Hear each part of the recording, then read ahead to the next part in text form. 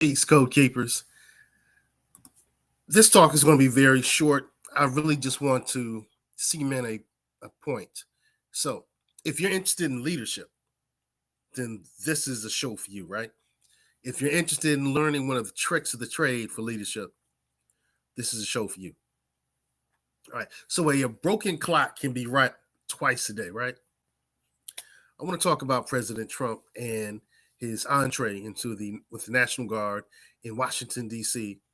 and in Chicago.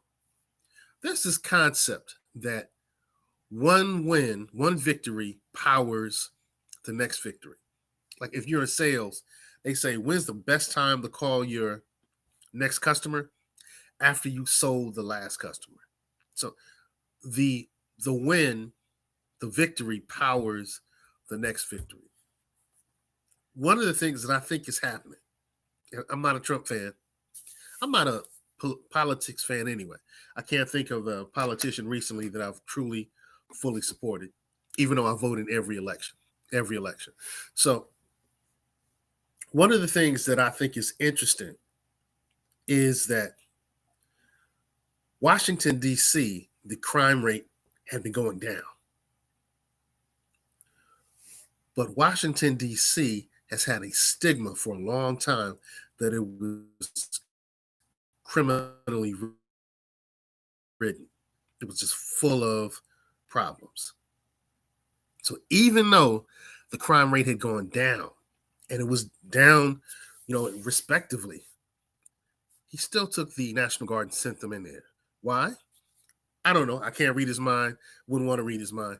But I think it's a really great example of an easy win. It's an easy win, right? Crime is already down. So I put in some more people. Some people are going to feel a lot more comfortable. The truth is, police presence doesn't reduce crime, it moves crime around. We know that. Statistics, you can study it, Google it, Bing it, Chat GPT it. It'll tell you that. Police presence does not stop crime, it moves it. So having a greater amount of authorities present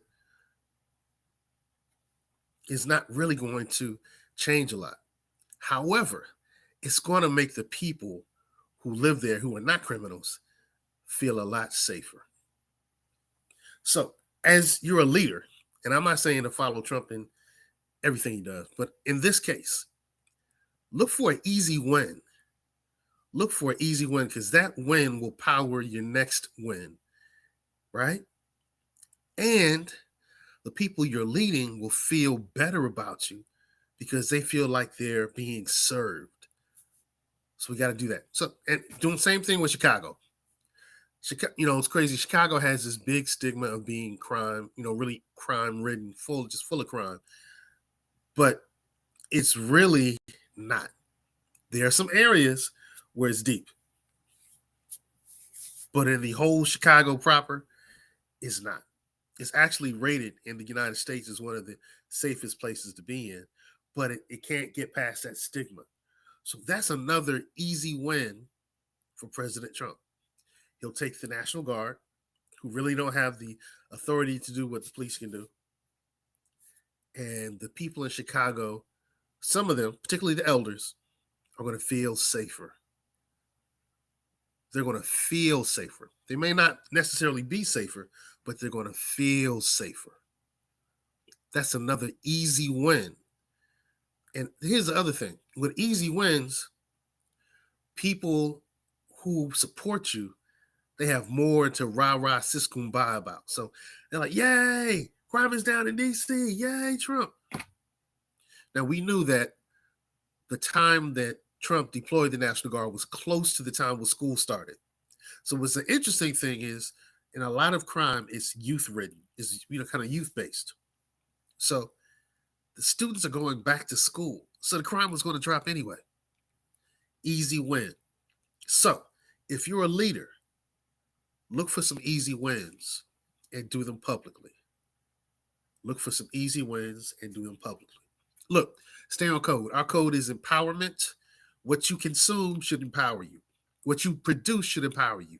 Your environment should empower you. And if it's not, get on code. Peace.